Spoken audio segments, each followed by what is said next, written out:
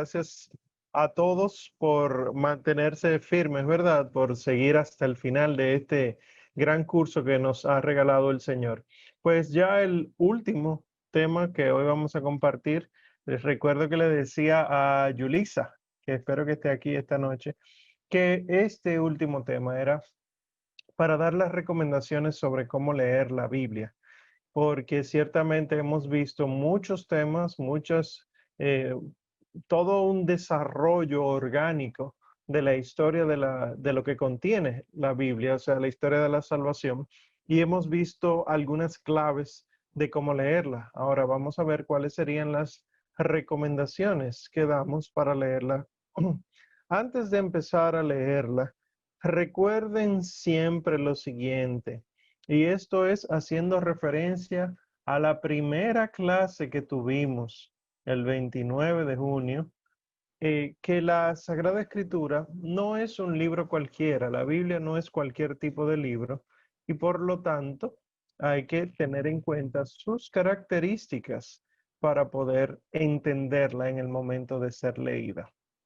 La primera de 5 características que quiero que recuerden siempre es que es un libro inspirado por Dios a hombres de épocas específicas.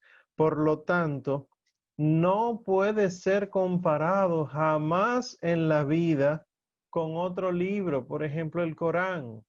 Aunque sean libros religiosos, por ejemplo, el libro de Mormón, son libros religiosos, no son libros inspirados, porque si hay un solo bautismo, una sola fe, un solo Dios, sería ridículo que el mismo Dios inspirara fe diferente en los diferentes hombres si Él quiere que todos los hombres se salven y hay una sola verdad, un solo camino, una sola vida que se llama nuestro Señor Jesucristo. Por lo tanto, la Biblia no debe ser leída como si fuera otro libro más, sino que es un libro inspirado. Y cuando decimos inspirado, es que es Dios, el único, el excelso, el supremo Señor, Dios del universo, creador de todo, fue el que inspiró que se escribieran los libros de la Biblia a hombres de épocas específicas. Si recuerdan, en la primera clase nosotros vimos que la Biblia abarca más de 1500 años de formación. O sea, para que tuviéramos lo que tenemos ahora como Biblia, tuvieron que pasar más de 1500 años. Por lo tanto, la cultura en la que se escribió el libro de Job, por ejemplo, que fue el primer libro escrito en la Biblia o el más antiguo que tenemos, no es la misma cultura en la que se escribe el libro del Apocalipsis. O sea que hay realidades culturales de épocas específicas que hay que tomar en cuenta cuando se está leyendo la Biblia como libro inspirado. ¿Quiere decir que hay algunos textos que son falsos? Jamás en la vida. Nosotros tenemos que saber que la Sagrada Escritura es veraz. Esa es la otra característica que tenemos que conocer. La segunda característica es la veracidad. La Sagrada Escritura, la Biblia, contiene verdades de índole metafísica, acontecimientos, promesas, exigencias éticas y morales y un larguísimo etcétera. ¿Qué quiere decir verdades de índole metafísica? Si física es la realidad natural, lo que nos rodea y podemos comprobar, esa es la física, viene del griego physis, que significa naturaleza. Entonces la metafísica viene a ser lo que hay más allá de la física. Diríamos entonces que son realidades sobrenaturales, más allá de la física. Entonces, si contiene realidades, verdades sobrenaturales, nosotros no podemos leer la Sagrada Escritura entendiendo solo lo natural. Y entonces por eso dicen, tú ves, cuando dicen los hijos de Dios en el Génesis se unieron a las hijas de los hombres, esos fueron los ángeles que se unieron con las mujeres y surgen estas bestias grandes. Sí, yo lo vi en un documental. No, señor, no sea tonto. ¿Ustedes creen que van a saber de la interpretación bíblica unos documentales que se declaran anticatólicos? van a saber más que la madre iglesia, que fue quien compiló la Biblia? Claro que no. Entonces, esta veracidad, estas verdades que contiene la Sagrada Escritura de índole sobrenatural, de acontecimientos y promesas y de exigencias ético-morales, tenemos que tomarlas en cuenta porque no es sencillamente que había un reportero detrás de cada personaje bíblico, iba tomando apuntes conforme al concepto de reportaje que nosotros tenemos ahora. No caigan en ese engaño, ¿está bien? La tercera característica sería la inerrancia, o sea que no se equivoca, no yerra en lo que atañe a nuestra salvación. Eh, Puede haber algún tipo de error con nombres de geografía o algún tipo de error en numeritos. ¿Por qué? Ah, pues tú estás diciendo que se equivoca. No, no. Es que el fin de la Biblia, recuérdenlo, no es ser un libro de historia, no es ser un libro de geografía. Su fin es ser un libro de salvación.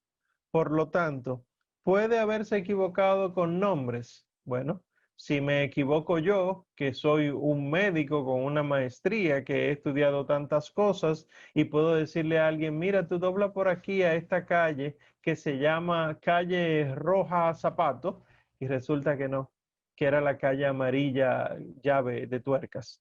Y ese soy yo, que puedo equivocarme. ¿Acaso no se equivocarán personas que quizá no conocieron esos lugares o si lo conocían con nombres distintos de los que conocemos ahora? Pero con lo que tiene que ver con nuestra salvación, no tiene ningún tipo de error. Y eso denlo por seguro. No se equivoca en lo que tiene que ver con nuestra salvación. Así que si leemos un pasaje bíblico y descubrimos que como que nos resulta un poquito incómodo entender este Dios tan fuerte del Antiguo Testamento, todas estas dificultades que hay, también estas muertes súbitas que ocurren frente a los apóstoles en el Nuevo Testamento, en lugar de decir, yo no quiero leer eso, eso probablemente no pasó así, eso es un error del que habló, en lugar de decir eso, debemos tomar la actitud de, no estoy entendiendo, Madre Iglesia, por favor, explícame qué quiso decir el Espíritu Santo acá. La cuarta característica es la unidad. Y en esto nos hemos basado para dar el curso completo. El Nuevo Testamento explicita al Antiguo Testamento y el Antiguo Testamento contiene velado el Nuevo Testamento. Si ustedes se fijan, cuando nosotros hablábamos del Antiguo Testamento, hacíamos énfasis en cómo nuestro Señor Jesucristo, la Santísima Virgen María, la Santísima Trinidad, la Iglesia, estaban siendo prefiguradas todas en el Antiguo Testamento. Y cuando hablamos del Nuevo Testamento, pudimos darnos cuenta de cómo las profecías del Antiguo llegan a su plenitud en el Nuevo. Así que no tomen ustedes el Nuevo Testamento porque es lo que más nos gusta y se olvidan del Antiguo. No lo hagan. Nosotros lo que tenemos que hacer es entender que es una unidad. Antiguo y Nuevo Testamento son una misma cosa, un todo. Y por último, la última característica que tiene la Biblia es la santidad. ¿Qué es esto? Es santa porque procede de Dios. Dios la inspiró, ¿verdad? No fue que Dios bajó su mano y en su mano había un libro y lo entregó a alguien. No, inspiró personas, hombres pecadores, hombres que trabajan, hombres que tenían familia, los que tenían, los que no, no, sentían el llamado de Dios y si respondían, entonces el Señor hablaba a través de ellos. Y si no, bueno, pues Dios utilizaba todo eso para dar testimonio de lo que pasa al que se aleja de Dios. Esa es la inspiración, eso es que procede de Dios. Pero además es santa porque posee una doctrina santa. Porque el que lee la Biblia con verdadera conciencia, con verdadera intención de salvarse, no condena por condenar, sino que se encuentra con la verdad. Y déjeme decirle algo que puede ser categórico e incluso puede terminar siendo lapidario contra mí. El que de verdad estudia la Sagrada Escritura de verdad y la entiende en el espíritu en el que fue escrita, termina siendo católico. La Biblia no es para que la gente en su casa vaya conociendo de Cristo por su cuenta, porque esa no fue la intención del Señor. La Biblia no es intención de Dios y punto, sino que también está la intención de la iglesia para que existiera este libro. Y por último, es santa porque nos conduce a Dios. El que lee la Biblia y pone en práctica lo que la Sagrada Escritura nos invita a hacer, entendida adecuadamente, termina acercándonos a Dios verdaderamente de todo corazón. Entonces, entendiendo eso, hay ocasiones que nosotros cometemos algunos errores y aquí quiero resaltar los más comunes que me ha tocado ver a lo largo de muchos años de formación. Y es que primero, nosotros podemos cometer el error de que cuando vayamos a leer la Biblia la entendamos en clave del yo o en clave de para mí. ¿Qué me está diciendo a mí? ¿Qué me dice a mí personalmente? Sí, a mí personalmente, pero no aislado. Yo no existo aislado de mi realidad familiar, comunitaria, parroquial, social, mundial. Yo no existo aislado de eso. Por lo tanto, el Señor a mí, a través de la Escritura, no me va a decir algo sin tomar en cuenta al resto que me rodea, porque Dios no quiere salvarme a mí, sino a todos los hombres, incluido yo. Entonces, la Biblia no fue escrita para mí, sino para el cuerpo de Cristo, para toda la iglesia, para la salvación de todos los hombres. Y si fue escrita para la salvación de todos los hombres, ¿a quién le tocaría interpretarla adecuadamente? No es a mí, es a la iglesia. Y yo puedo interpretarla bien en la medida en que me uno a la interpretación de la iglesia. Para nosotros poder interpretar adecuadamente la Biblia, los que estudian teología, me refiero, tienen que durar 4 años estudiándola y no salen especialistas en Biblia. Ya para eso se necesitan 4 años más, sino para conocer diríamos, la lógica divina que hay detrás de la Sagrada Escritura y cómo entender todos estos libros como los vimos en el principio, que el Pentateuco, que los históricos, los proféticos, los sapienciales, y el Nuevo Testamento, los Evangelios, Hechos, Cartas y el Apocalipsis. Hay que leer mucho para poder tener las herramientas y explicarlas. Ahora, ¿y el laico? Y yo, que tengo mi Biblia, que me la compré, que me la regalaron, yo no tengo que durar 4 años estudiando más para poder entenderla. No, el Señor puede inspirarte, pero si tú estás atento, descubrirás que en las homilías los sacerdotes te explican la escritura como debemos entenderla. Y así entonces cuando tú procedas a tu casa a leer tu Biblia personalmente, descubrirás las maneras que deben ser interpretadas a uno que otro pasaje. Igual también podemos cometer el error de leerla para sentirnos bien o sentir paz. Esta paz entre comillas, ¿verdad? Según el mundo. Recuerden que el Señor Jesús no nos da la paz como el mundo la da, sino que la paz del Señor no es ausencia de guerra, sino que es confianza en Dios. Esa es la paz. Cuando hay ausencia de guerra, puede que no haya paz. De hecho, la iglesia prefiere a esa paz del mundo llamarle irenismo, de Irene, que significa paz, pero que es paz en cuanto a que no hay conflicto. Nosotros no recibimos de Dios, no recibimos del Señor Jesús la paz, ausencia de conflictos. Ustedes que han sido cristianos comprometidos un tiempo, sabrán que mientras más se han comprometido con el Señor, más dificultades han llegado a sus vidas por el hecho de ser comprometidos, que hasta en la misma casa somos criticados. Entonces, no busquemos leer la Biblia para recibir consuelo, porque el consuelo que estamos buscando, si es como el mundo, no va a servir. Ahora, si es como Dios consuela, ahí sí. Pero fíjense cómo es que Dios consuela. si hemos leído bien todo este tiempo, estas 14 semanas, nos hemos dado cuenta que el Señor invita a renunciar al pecado. No a quédate en el pecado y no importa, como quiera yo te perdono. No, para nada. Sino renuncia a tu pecado. Y renunciando al pecado, cambiando de vida, cambia tu mentalidad frente a las situaciones del mundo y ya no es me siento mal, decepcionado del planeta Tierra porque se han burlado de mí, sino que de repente el Señor me dice en su palabra, Padre, perdónalos porque no saben lo que hacen. Si tú has actuado bien, conforme a lo que has aprendido del Señor, conforme a lo que te ha enseñado la Madre Iglesia del Señor, entonces no tenemos que temer ningún tipo de dificultad, sino que recibiremos el consuelo de ten ánimo, ten fuerza, espera en el Señor, confía en Él, esto no sirve para nada, es mejor padecer aquí pronto y no pasar la eternidad en sufrimiento, etcétera. Ese es el consuelo del Señor. Entonces no cometamos el error de leerlas para sentirnos bien como el mundo manda, sino para sentirnos bien con Dios, tratar de hacer su santísima voluntad. El tercer error que cometemos, perdón, y esto es muy frecuente, saltar u obviar pasajes. Nosotros tomamos la Biblia como si fuera un fichero de frases. A ver qué me dice el Señor hoy.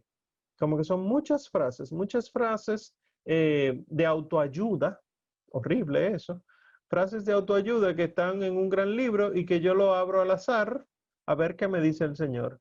O que yo lo voy leyendo y saco cada frase de su contexto para decir lo que yo quiera que diga. Y la realidad no es eso. La Biblia es un todo. Ya eso lo hemos visto en todo este tiempo del curso, ¿verdad?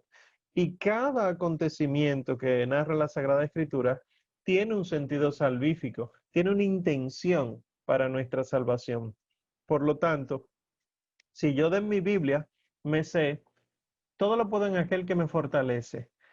Para mí la vida es Cristo y una ganancia el morir. Hay más alegría en dar que en recibir. Eso está muy bien, pero no es correcto sacarla del contexto porque es en el contexto que tiene sentido. Porque, por ejemplo, es una frase del Señor, hay más alegría o más ganancia en dar que en recibir. Pero yo puedo decirlo entonces cuando yo estoy teniendo una discusión, un pleito, para darle un golpe a alguien. Hay más alegría en dar que en recibir. Yo no quiero recibir golpe y no, realmente no. Eso lo pongo, ¿verdad? Un poco chistoso para que entendamos que podemos sacar de contexto fácilmente cualquier pasaje. Entonces, recomendación, en lugar de saltar los pasajes que no entendemos o los que no nos gustan, vamos a tratar de estudiar. Vamos a tratar de profundizar en los pasajes y así entonces podemos leer en el contexto completo. Y el cuarto error que he visto con mucha frecuencia es que solemos interpretar lo que leemos a partir de las pasiones. ¿Qué son las pasiones?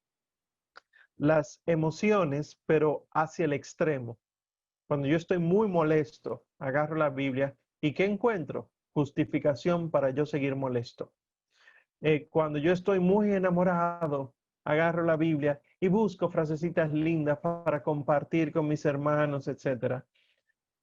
El tema es que como cada libro fue escrito en realidades específicas, no son todas las frases que nosotros usamos como para hacer que Dios hable lo que yo quiera que Él hable, sino que Él tiene un mensaje de salvación definido. Por ejemplo, he oído mucho. El Señor dice que no juzguemos, no podemos juzgar. La Biblia dice que no juzguen y la realidad no es esa. El Señor Jesucristo dice que con la vara con que juzguemos, seremos juzgados, la medida que usemos, ¿verdad? Él no está diciendo que no lo hagamos. De hecho, él en otro pasaje, en el Evangelio según San Juan, él dice que juzguemos a las personas que se portan mal, incluso llama a la corrección fraterna. Eso implica un juicio moral. Lo que pasa es que hemos descontextualizado los pasajes que conocemos y decimos cosas así. Eh, Dios no quiere que juzguemos a nadie. El quién soy yo para juzgar ese que no es correcto. Otra frase, por ejemplo, por la verdad murió Cristo. El Señor no murió por la verdad. Él es la verdad. Él muere por nuestros pecados. Bueno, tú entendiste. Bueno, yo sé que estamos en lenguaje coloquial y demás, pero hay cosas que no podemos cambiar. Porque si fue por la verdad que murió Cristo, entonces Cristo no es la verdad, porque Él tendría que morir por ella. Miren hacia dónde me voy, ¿eh?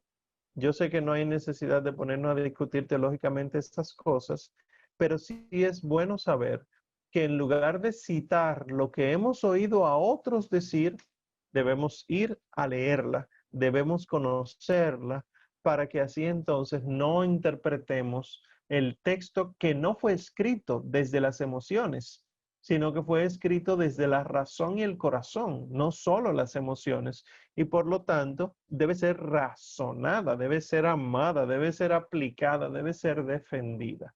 ¿Está bien? Entonces, dándonos cuenta de cuáles errores nosotros podemos cometer, así hay muchos otros errores, solamente quise agrupar en estas cuatro acápites los más comunes. Entendiendo eso y reconociéndolo, aquí entonces les doy las recomendaciones de cómo iniciar a estudiarla. Lo hemos dicho en otras ocasiones, pero ahora lo hacemos dentro de la explicación de la clase. La Biblia empieza a ser conocida adecuadamente a partir de los santos evangelios. El católico que va a empezar a estudiar la Sagrada Escritura debe hacerla por los santos evangelios. He leído por ahí que dicen, bueno, empieza por el de Marcos, que es el más cortito, y luego entonces sigue con Mateo, Lucas y Juan. Les diré algo. Como fue la iglesia que creó la Biblia, fue la iglesia que le dio el orden a los libros y fue la iglesia que los organizó en el orden adecuado para ser leída. Y así, yo les recomiendo, como he recomendado a la iglesia durante muchos años, que empiecen a leer al Evangelio según San Mateo. Y luego lean Marcos, luego Lucas y luego Juan, o sea, en el mismo orden en el que están los libros. Porque hay realidades que el Evangelio de San Mateo expone de una manera más explícita que el Evangelio de Marcos no, porque la intención del evangelista San Marcos no era la intención de San Mateo. Entonces en San Marcos uno encuentra todo bien resumido, pero un estudiante no empieza a leer por el resumen. Un estudiante empieza a leer el texto completo y luego se va al resumen. Entonces, primero San Mateo, ahí van a encontrar en el Evangelio según San Mateo el origen de la Iglesia Católica, las llaves de Pedro, el primado de Pedro en todos los aspectos. Ustedes van a encontrar también muchas curaciones que el Evangelio de Marcos no las tiene. Entonces luego siguen con Marcos y Lucas, que se parecen mucho ambos, y léanlo pausado. En el Evangelio según San Mateo van a ver, por ejemplo, el nacimiento del Señor. En Marcos no. En Lucas sí. Y luego entonces dejan el último, ¿verdad? San Juan, luego de los primeros tres, porque es otra versión de la historia. Cuando digo versión, no es que sea falso, sino que está narrando con otra intención. Y para poder entender el Evangelio de Juan, hay que haber conocido la historia original, diríamos, o sea, Mateo, Marcos y Lucas. Hay que entender Mateo, Marcos y Lucas para poder entender a Juan. Omar, pero tú dices eso, pero en mi experiencia a mí me ha encantado Juan y yo no he leído. Bueno, aquí estamos hablando de estudiarla, no de leerla. Para estudiarla, los santos evangelios en el orden propio de la Biblia, que es Mateo, Marcos, Lucas y Juan. Luego entonces seguiríamos con los hechos de los apóstoles y las cartas de los apóstoles. ¿Para qué? Para que podamos entender a la iglesia. Si lo importante de toda la historia de la humanidad es Cristo, Él dejó a la iglesia para que conociéramos su palabra, su persona, su mensaje. Por lo tanto, tengo que conocer al esposo y luego conocer a la esposa. Y así tendré una imagen más clara de lo que es el santo matrimonio que el Señor ha querido siempre tener con su pueblo. Entonces, Hechos, cómo fue la iglesia, y las cartas también. Cuando digo cartas acá, pues obviamente son todas, las de San Pablo, la de los hebreos y las de las católicas, diríamos, las de los otros apóstoles, que de Santiago, Juan, Pedro, Judas. Está bien. Y así entonces podemos entender la iglesia.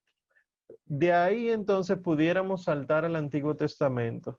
Mi recomendación es que no se vayan automáticamente al Apocalipsis después de leer el Nuevo Testamento, porque muchas figuras del Apocalipsis ustedes las van a encontrar en el Antiguo Testamento.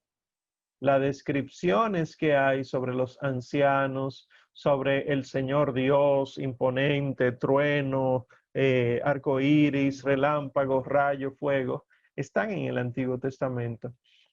Por ejemplo, para yo entender ese Dios sentado en el trono, cómo Él habla, todo lo describe con fuego, rayo, tormenta, destello, ustedes lo ven eso en el Sinaí, pero el Sinaí lo encontramos en el Éxodo y Números y Deuteronomio. O sea que nosotros, antes de entrar al Apocalipsis, les recomiendo entonces que lo dejen para el final y vayamos a estudiar el Génesis. ¿En qué orden? En el mismo, el Génesis no, perdón, el Antiguo Testamento. En el mismo orden en el que están sus libros, que como vimos, tiene una secuencia lógica ordenada desde hace mucho tiempo, pero como ya leímos el Nuevo Testamento una gran parte, ya vimos lo importante del Nuevo Testamento, Cristo, la Santísima Virgen María, Juan el Bautista, San Pedro con las llaves, etcétera. Entonces podremos identificar esos personajes en el Antiguo Testamento y cómo vimos, por ejemplo, recuerden las primeras clases, la Santísima Trinidad, cómo se va revelando poco a poco al pueblo, cómo el Espíritu Santo se manifiesta como fuego, como sombra, como brisa, etcétera. Y así entonces el Antiguo Testamento tiene más sentido para nosotros y no empezamos a desechar que toda esta lista de nombres, a mí que no me interesa nada de esto. Es que no es que no te interese, es que Dios lo dejó con un propósito en la Biblia y así entonces tenemos que ir descubriéndolo poco a poco. Y por último, entonces, los textos que son más simbólicos, o sea, que estén llenos de signos y símbolos, ¿eh? No es que sean falsos, no se dejen confundir por los conceptos que tenemos en nuestra mente. Los textos que contengan más simbología, esos entonces serían los últimos en leer. El Apocalipsis, obviamente, el libro del Apocalipsis, pero también hay profecías en el libro de Daniel, en el libro de Ezequiel, en Joel, que son unos textos que aparece como difícil su lectura o su entendimiento. Bueno, pues en esos, dejarlo para el final, para que entonces pudiéramos entenderlo en conjunto, el Antiguo y el Nuevo Testamento, y entonces ya entenderemos los símbolos del final. Ese sería mi consejo. Miren que no es tan complicado. Es Evangelios, Hechos y Cartas, y dejamos el Apocalipsis para el final. El Antiguo Testamento completo y Apocalipsis lo recogemos después de haber leído los de Daniel, Ezequiel, Isaías, etcétera. Hay guías en internet, en las librerías católicas. Por favor, no se dejen aconsejar por no católicos de cómo entender la Biblia. Hay guías, orden para leer estas cosas. Eso entonces, busquen lo católico, que es lo que más hay para leerla en un año, para leerla en 2 años, etcétera. Busquen métodos, perdón, que se adapten a ustedes. No quieran, me voy a leer la Biblia en un año, porque puede ser muy apresurado. Eso sería leerla por leerla. Y así entonces no daría mucho fruto. Y por eso entonces les recomiendo estas herramientas. Ese buen plan con una división adecuada, ustedes lo pueden encontrar verdaderamente en páginas de internet, en libros, en librerías católicas, en folletitos católicos, insisto. pero este buen plan, si ustedes ven que te lo divide por cantidad de páginas, no es un buen plan. Un buen plan no es, me voy a leer 5 páginas diariamente. ¿Por qué? Porque la Biblia no está dividida en páginas. La Sagrada Escritura está dividida ni siquiera por capítulos y versículos, sino en temas, en pasajes. La teología le llama perícopas. ¿Qué es una perícopa? Una narración que tiene un principio y un final y que tiene sentido en sí misma. Es por eso que les pongo un tema, para que entiendan más fácilmente. Les digo esto porque en un capítulo de un libro ustedes pueden encontrar muchas perícopas, pero también hay otros libros que tú puedes tener una perícopa en varios capítulos. ¿Qué es esto? Para ver si me estoy explicando bien.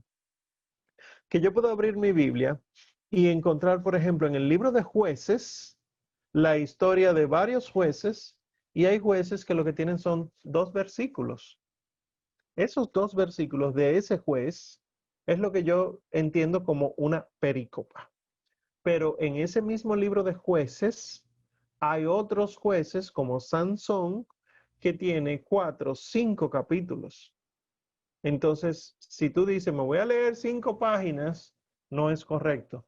Tienes que leer conforme a la idea que está llevando. Además, la división en capítulos y versículos no es medalaganario, o sea, no es porque yo quise, porque me dio la gana, sino que la iglesia se lo puso para poder citar y estudiar, y era conforme a los pliegos grandes donde se ponían estos documentos. Entonces, una línea, imagínense que ustedes tienen un cuaderno, ¿verdad? Una mascota, como le dicen. En un cuaderno, en una libreta de apuntes, ustedes tomaron muchos apuntes o escribieron una historia. Yo lo tomo y empiezo a digitar esa historia, la pongo en digital y obviamente en digital es más estrecho, más corto, porque es más pequeña la grafía, la letra. Entonces, para que la gente pueda saber cuánto era una línea en tu libreta de apuntes, yo le pongo versículo 1. Y resulta que en mi versión, el versículo 1 es cortico y el 2 le queda justamente al lado. En tu versión está abajo, está abajo, está abajo. Y entonces así van surgiendo versículos, capítulos. ¿Qué pasa? Que cuando tú estás narrando la historia en tu libreta, tú pasas la página y sigues escribiendo. Y entonces, ¿ya se acabó tu historia al final de la hoja? No necesariamente. A veces sí, a veces no. Entonces, para distinguir esto, no están los capítulos y los versículos. Hay historias que pueden llegar a la mitad de un capítulo. Sí. Entonces, ustedes busquen el tema. Las buenas Biblias católicas tienen esas divisiones y te ponen, obviamente, los capítulos y los versículos para poder saber por dónde vas, estudiar, etcétera. Pero el buen plan consiste en esta división por temas, por el orden que tiene la Sagrada Escritura. La segunda herramienta es tomar apuntes. Por favor, tomen apuntes, porque nuestra memoria no da para mucho. Ni siquiera la más brillante da para aprenderse tantas cosas. Y no solo eso, no es para aprendérsela, sino porque hay verbos específicos que se usan en lugares específicos. Por ejemplo, cuando el arcángel San Gabriel, cuya fiesta ya estamos celebrando esta noche, ¿verdad? Es mañana, junto con los otros 2 arcángeles. Cuando el arcángel San Gabriel se le acerca a la Santísima Virgen María y le explica todo el plan de que el Hijo de Dios va a venir de ella, nosotros normalmente decimos, María dijo sí, el sí de María. María no dijo sí. Lean la Biblia y verán que ella no dijo sí, sino que ella dijo, hágase en mí según tu palabra. Si Cristo es el inicio de la nueva creación, ¿cómo fue que inició la creación Dios? Diciendo, hágase la luz. Y fue la luz. Y la Virgen dijo, hágase en mí según tu palabra. Y lo que se hizo en ella fue la palabra. La palabra de Dios, el Verbo, el Hijo de Dios, la segunda persona de la Trinidad, se encarnó de ella.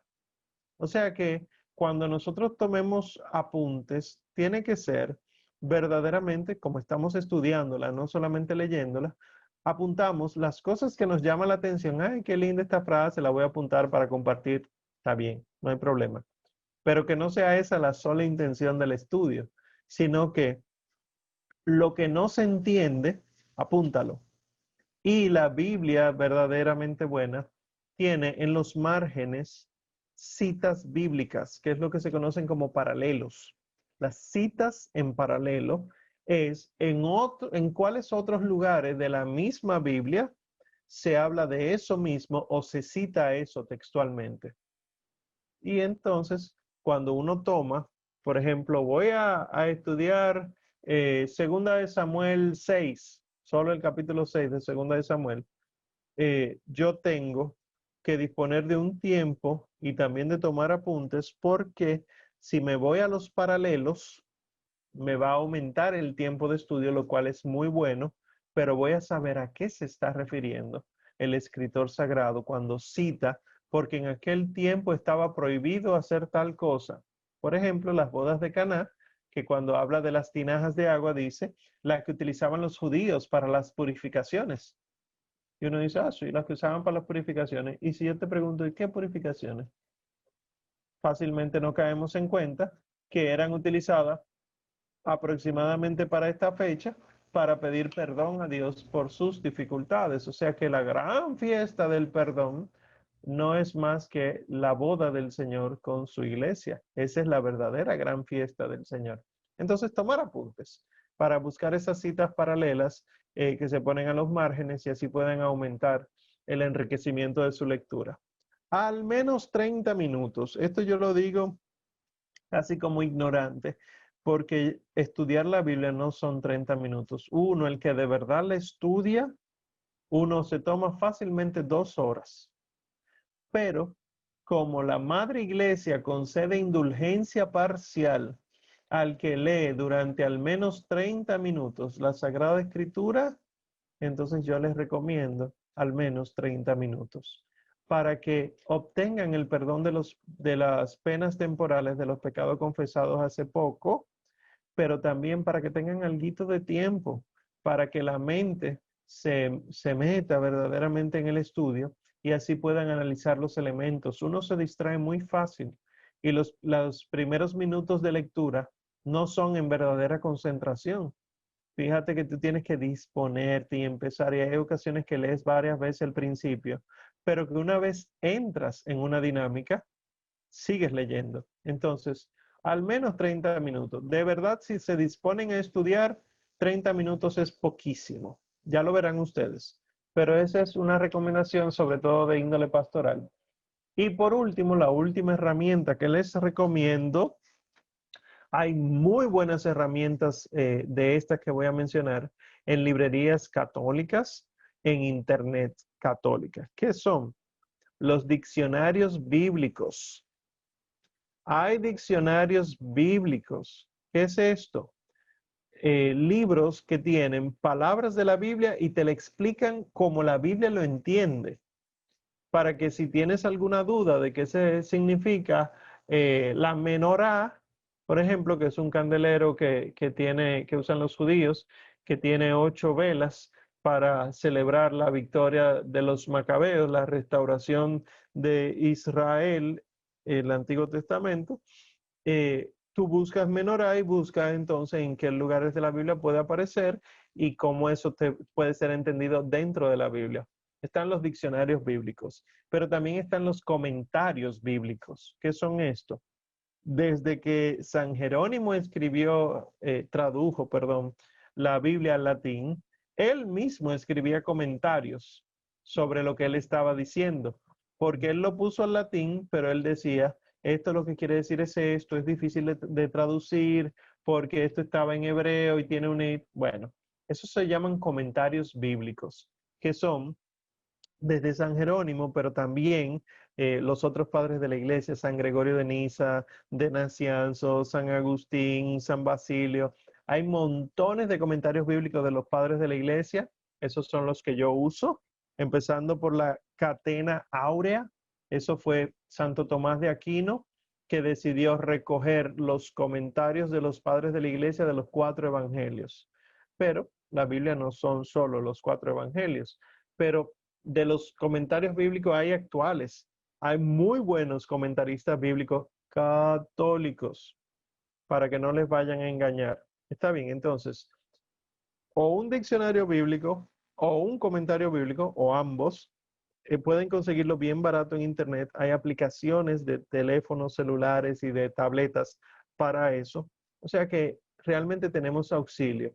Y esto sirve para entender los textos en la realidad de su época, pero también en el espíritu de la iglesia, para que no nos dejemos engañar, porque al final es a la iglesia, perdón, la que va a terminar venciendo en virtud de la sangre del Cordero, y es a ella que ni las puertas del infierno prevalecerán, contra ella, perdón, que ni las puertas del infierno prevalecerán. Y por último, entonces, procuren que su Biblia sea católica. Yo sé que lo dijimos al principio y hemos ido recomendando unas Biblias católicas, pero ¿cómo yo sé que mi Biblia es católica? Tiene que tener primero 73 libros. Si no tiene los 46 del Antiguo y los 27 del Nuevo Testamento, salgan de eso. Además, en estos 73 libros tiene que hacer referencia, por ejemplo, no puede decir Jehová, porque Jehová es la mala traducción del tetragrama Yahvé, que actualmente se identifica con los protestantes, ese uso. La iglesia no usa eso. Entonces, revisen que tengan los 73 libros, que no les falten los libros de, por ejemplo, primera y segunda de Macabeos. Usted abre el índice de su Biblia, no tiene que empezar a hojearla, el índice. Y si no encuentra primera y segunda de Macabeos, recomendación muy humilde, quémela. ¿Qué? ¿Eso es la Biblia? No, le faltan libros. Está modificada. Y esta recomendación que les doy no es mía, la dio el Papa San Pío X. Una Biblia que no contenga los libros de la iglesia es tan mala como cualquier veneno. Entonces no la regale, porque estará regalando un veneno. Sencillamente la quema con mucho respeto en la privacidad. No tiene que hacer un evento público para eso. Segundo, estos 7 libros de la Septuaginta, los que los judíos rechazaron y que los evangélicos llaman apócrifos, en tu Biblia no puedes referirse a ellos como apócrifos o como si fueran un agregado posterior. Ahí tú te vas dando cuenta que tu Biblia es o no es católica. Tercero, debe tener aprobación de la Santa Sede o de una conferencia episcopal donde fue realizada. Eso lo dice el derecho canónico en el canon 825, parágrafo 1. Tiene que tener los sellos de los que hemos ido hablando en su momento, el imprimatur y el nihil obstat. O sea, una conferencia episcopal puede ser, por ejemplo, Conferencia Episcopal de Chile, dice la mía, perfecto, no hay problema.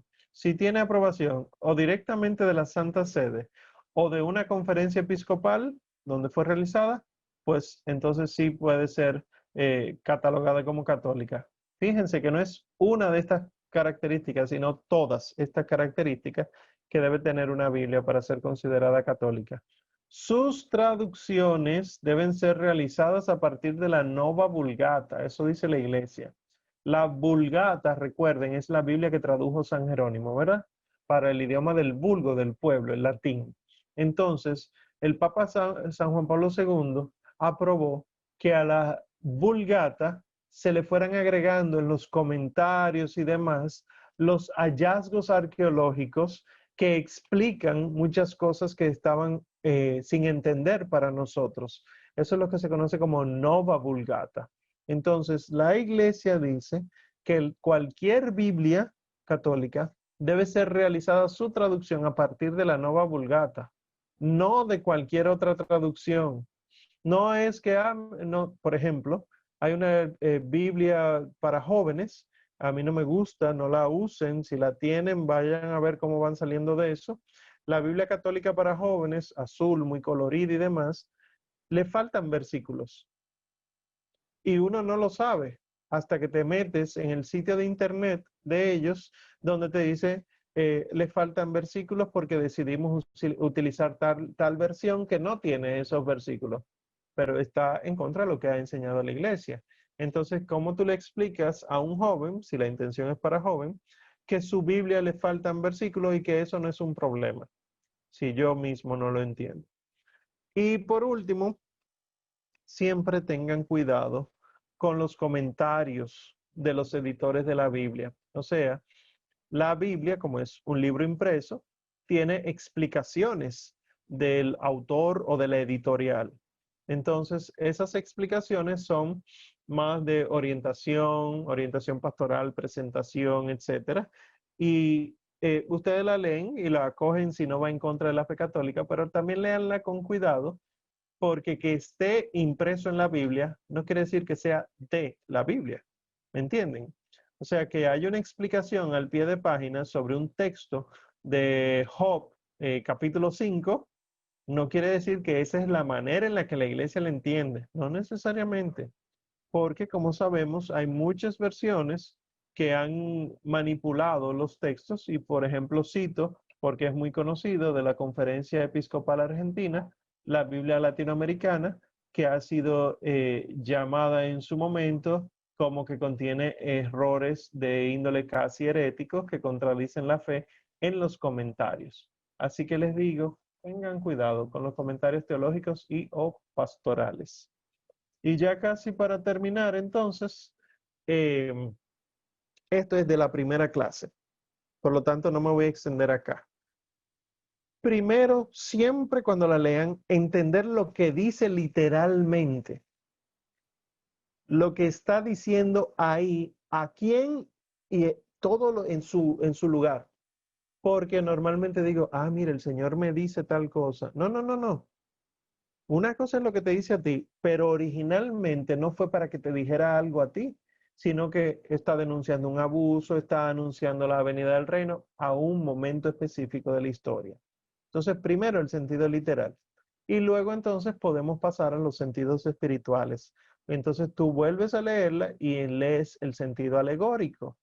Nosotros, por ejemplo, en las explicaciones que hemos dado en este curso, hemos visto cada uno de estos sentidos. El sentido literal, por ejemplo, del reinado de Salomón, que como a partir de él, su madre empezó a ser sumamente importante para él y así todos los otros reyes de Judá, pero luego vimos en el sentido alegórico que esa reina madre hace referencia a la madre de Jesucristo, porque si Jesús es rey, su madre es reina.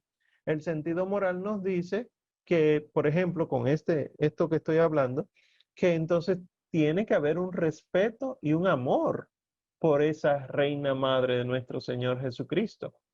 Y el sentido es anagógico del espiritual, quiere decir que si el Cristo es rey y su madre es reina, él verdaderamente empieza a reinar glorioso cuando asciende al cielo y se sienta en su trono de gloria.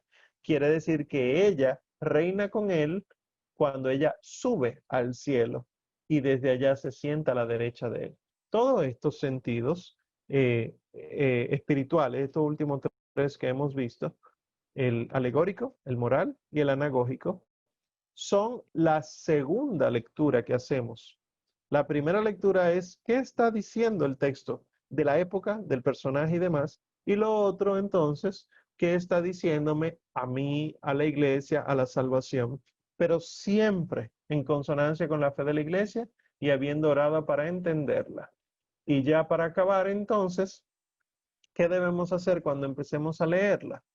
Primero, orar. Orar antes y orar durante. No se puede hacer lectura de la Biblia si uno está pensando en otra cosa, porque es un texto sagrado, es palabra de Dios. Por lo tanto, ora antes de empezar a leerla, y aquellas cosas que te resulten maravillosas porque el Señor te las explicó en ese momento, ora dando gracias y alabando a Dios por eso. Y aquellas cosas que no entendemos, que nos resultan difíciles, ora para que el Señor te la aclare. Y si Él no quiere aclarártela, que tú tengas conformidad con eso. Segundo, que la leas libro por libro. No, déjame sentarme a leer esta novela y sigo de corrido. No, no, no, no. Voy a leer el Génesis, voy a empezar a estudiar el Génesis y divido el Génesis y lo estudio. Y acabo el Génesis, entonces divido el Éxodo y lo estudio.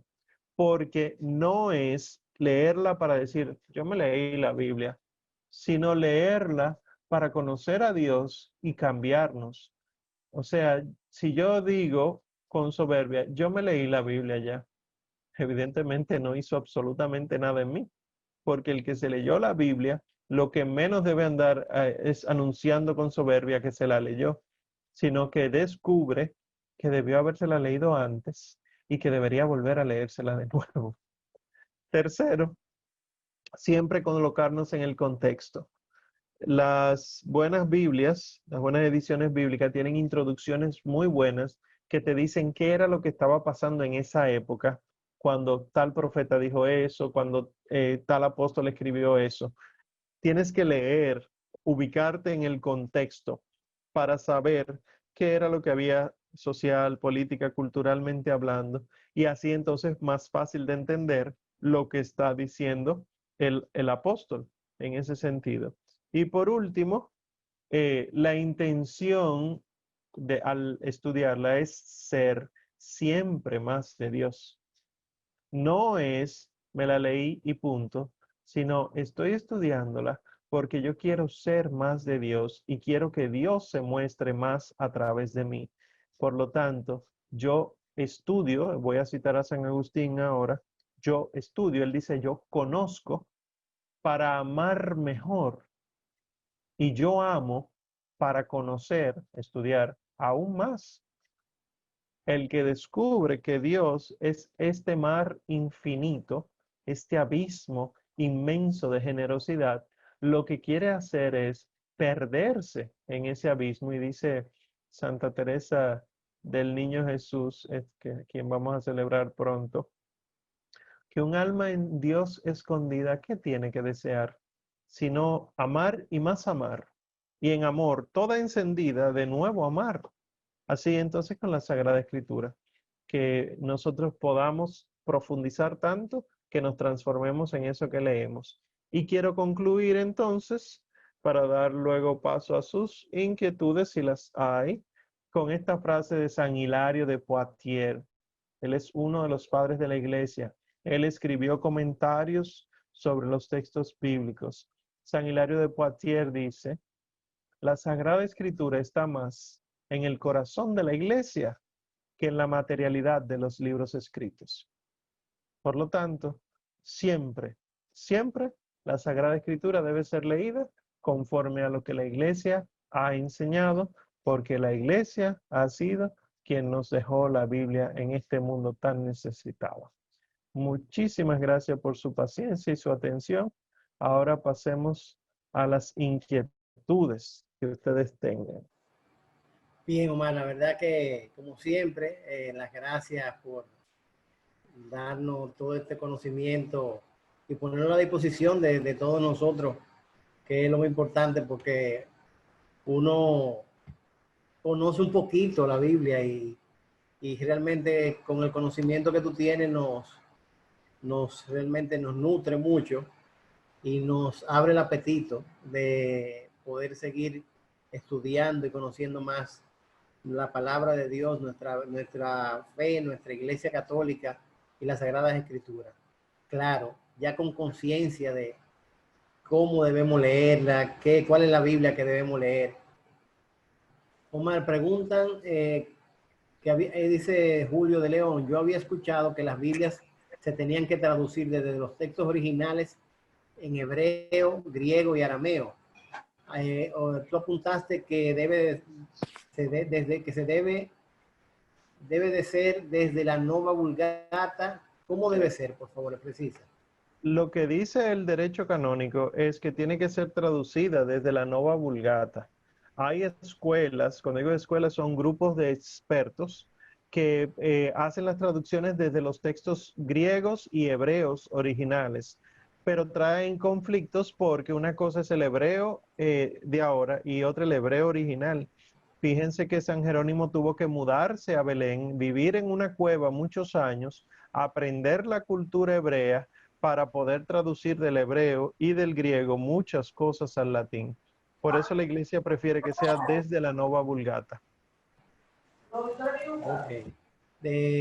Dice Justin Manuel Ventura, si puedes recomendar algún diccionario bíblico católico. Bueno, el que yo tengo, yo no conozco muchos nombres, pero el que yo tengo en físico es el que es de autoría de León Dufour. Yo tengo ya como 20 años con ese diccionario, pero ese se llama vocabulario bíblico, pero hay muchos diccionarios bíblicos católicos. Siempre pongan eso en internet, la encuentren en cualquier dirección en internet y así puede, ¿verdad?, reducirle el margen de error. Que no haya tantos errores. Un diccionario bíblico católico. El que uso es apellido León Dufour. Ese es el que yo uso. Ok. Eh, bueno, aparte los agradecimientos, Omar, que yo lo que digo es cuando yo lo leo, a todas esas personas que le dan las gracias a Omar, que no la vamos a leer porque todos le damos las gracias, eleven una oración Por por favor, sí. Omar, por su salud, por su apostolado, por su santidad. Pídanle a Dios y ese es el mejor regalo que le podemos hacer y en forma de agradecimiento para que el Señor realmente se manifieste grandemente en su vida. Omar, Amén. la Biblia latinoamericana lo dice Yulisa, que si los comentarios lo escribe la editorial. Sí, la Biblia latinoamericana fue escrita por los autores que la editorial invitó para la traducción. Y ustedes pueden encontrar en internet los errores a los que yo hacía referencia, porque no es un secreto. Lo que pasa es que uno no anda enterándose de esas cosas, pero fue limitada su reproducción por eso, porque contiene errores y contiene cosas ambiguas. Lo pueden encontrar en internet. Es de la Conferencia Episcopal Argentina, Biblia Latinoamericana, y así aparece. Eh, Pregunta a Amando Vicario, ¿qué opinas de las Biblias digitales que se instalan en los teléfonos celulares? Bueno, hay muchas aplicaciones que son Biblias protestantes. Tengan cuidado con eso. Yo uso una aplicación que se llama iPieta, que contiene Biblia. Y de hecho, iPieta, como piedad en italiano, y contiene opciones de varias Biblias. Por ejemplo, yo no sé si podrán ver acá, aquí se ve en mi celular un poco, que dice, ese es el Génesis, por ejemplo, y yo puedo elegir un pasaje y ahí yo estoy viendo la de Jerusalén de verdad, pero puedo tener junto, o sea, en paralelo, por ejemplo, la Vulgata. Ahí ven en rojo el versículo de la Vulgata y en negro el versículo de la Jerusalén, pero asimismo hay Biblias en inglés, Biblia en francés, Biblia en hebreo, Biblia en griego, que esas sí yo las recomiendo. Ahora, antes de eso, yo tenía una aplicación que se llama Biblia de Jerusalén y no era la de Jerusalén. Por eso les digo, tengan cuidado con esas aplicaciones. Cuando vayan a instalarlas, lean los comentarios que ellos ponen y los comentarios de la gente, que así ustedes pueden encontrar la que es mejor. Puede enseñarnos el icono de la app. Sí, ahora mismo. Le estoy escribiendo el nombre por el chat para Ok. que lo vean. El icono, vamos a ver, pues yo tengo una carpeta que es solo católica.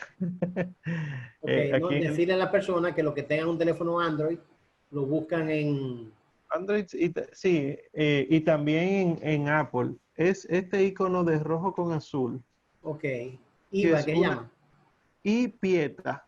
Invieta. Yo lo puse por el chat. Y pieta. Ok, perfecto. Ujú. Bueno, hay una aplicación, ok, que Ipieta, perfecto. Ujú. hay, por ejemplo, en Android no me acuerdo cómo se llama, App Store, App en Store. App Store, y para lo del iPhone es El el iPhone App Store y el Google Play es de Google Android. Play. App Store para iPhone y Android Mm. y Google Play, exactamente. Ahí usted busca, escribe Ipieta y la descarga y se le va a instalar en su celular. Exacto. Dicho sea de paso, yo voy a cambiar una que tengo y voy a bajar esa Pues inmediatamente. yo les recomiendo esa aplicación porque incluso tiene los comentarios bíblicos de los evangelios, que también se lo pueden descargar. Tiene muchísimas oraciones aprobadas por la iglesia y tiene muchos recursos que ustedes pueden tenerla en una sola aplicación. Y son católicos todos los recursos que tiene. Bien, dice aquí, ya bueno, vamos a ver aquí por último, estudiar con perícopa, específicamente sobre un tema, ¿no sería diferente a estudiar por libro? No, porque los libros tienen un principio y un final y las perícopas están contenidas dentro de los libros. Es verdad que hay libros que parecen que continúa la historia, ciertamente la historia continúa, pero la perícopa no. O sea, por ejemplo, el Evangelio según San Lucas y los Hechos de los Apóstoles, uno dice, eso se puede leer de corrido, uno detrás del otro, porque uno depende del otro, pero si ustedes se fijan, como acaba Lucas, es como se acaba el libro. Y como empieza Hechos, es como deben empezar los libros. O sea que no, ustedes, yo lo que decía era que tomen el libro que sea que por el que vayan, y dividan eso por perícopa o por tema. No tiene que ser perícopa porque hay perícopas que son muy pequeñitas. Y entonces así estudienla. Alguien preguntó, que la verdad que se me pasó ahorita, de la Septuagenaria. La Septuaginta. Exactamente. Que si le puede Eh, explicar un poco de eso. ¿Qué es la Septuaginta? Sí. Exacto. La Septuaginta es el Antiguo Testamento en griego que cuando los judíos vivían fuera de Jerusalén tradujeron. O sea, era en hebreo y ellos lo tradujeron al griego. Y desde entonces el Antiguo Testamento que se conoce, el católico, es el de la Septuaginta, la Biblia de los 70. Esa es la Biblia de los 70. Cuando leemos los evangelios, tienen paralelos en el Antiguo Testamento. Entonces, estaríamos leyendo el Antiguo Testamento, así debemos hacerlo. Eh, Sí, pueden ir a los paralelos, no hay problema, y así pudieran ir entendiéndolo. Claro que sí. Pero a mí lo que más me interesa es que entiendan el mensaje del Nuevo Testamento. O sea, si entienden verdaderamente lo que el Señor le explicaba a los discípulos de Camino de Maús, que el Mesías tenía que padecer, que tenía que sufrir, que iba a resucitar al tercer día, etcétera, entonces pueden entender el Antiguo Testamento. Pregunta Marisela Melo también, que si hay formas o métodos de oración con la Biblia para aplicarla a uno mismo o meditar nuestra vida. Ahí Sí, claro. estaríamos cometiendo el primer error del yo. Eso está lo que es la lección divina, sería. Una manera es lección divina. Por ejemplo, los ejercicios espirituales de San Ignacio de Loyola son otra manera, que Ok. es leer y meditar la Biblia. Pero no, porque aunque sí está ahí el yo, pero siempre es en función de la iglesia. Porque yo no les dije a ustedes que no es lo que a mí me dicen, sino lo que a mí me dice aislado del mundo. Es lo que, ¿qué me dice Dios a través de un pasaje? Pero en función de la iglesia, porque Dios da un don, Dios te dio a ti un don para ponerlo al servicio, no para ti solo. El que viva más aislado siempre está en función de alguien, porque vino de un hombre o una mujer o tiende hacia crear familia, crear comunidad, etcétera. Yo puedo meterme a un monje que se va para el desierto, vive solo y muere solo, pero la fe que tengo me la transmitieron. La ropa que uso me la hicieron llegar, o sea, nunca estoy totalmente aislado. Perfecto. Mira, dice Soriana López que la Biblia de Navarra la consiguió en la librería de testimonio de las monjas de Lumen Day, en la Santiago, casi esquina Socorro Sánchez. Eso es Esa en Gas. librería chiquitica, yo la recomiendo con los ojos cerrados. Ok, en la librería San Pablo, que le mencioné ahorita, que fue que se compraron estas dos Biblias, dijeron que si van y dicen si van a comprar la Biblia y dicen que estaban en el curso La Biblia en la vida del cristiano, el cristiano le van a dar un 10% de descuento. Así Ojalá. que aprovechenlo, te lo digo porque me lo dijeron. Así que, Oh, qué bien. realmente estas Biblias de Jerusalén tampoco es que son muy comunes, ¿no? Vienen y como que Duran poco, sí. duran poco. Y más ahora, después que este curso acabó, y yo sé que más de 200 gente, por lo menos 10 o 15 van a comprar. Bueno, Omar, la amén. verdad, Amén, te que ojalá damos que sí. las gracias, Omar. Le dije ahorita a los hermanos que estaban escuchando que le iba a dar la información de la ultrella. Es el próximo miércoles 7 de octubre. Se llama Remando, el tema será Remando dentro de la tormenta, con Pacho Bermeo, predicador católico.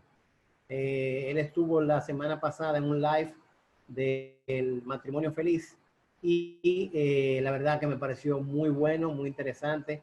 No se pierdan, esto será en la cuenta de YouTube del movimiento, donde simplemente en YouTube tienen que buscar Movimiento de Cursillo de Cristiandad el próximo miércoles a las 8 de la noche. Y Omar, yo no sé cómo lo vamos a hacer, pero yo te quiero invitar a un live, ya que te me zafaste de estos 3 meses, a un live un jueves, ya, eso yo te llamo para que lo hablemos.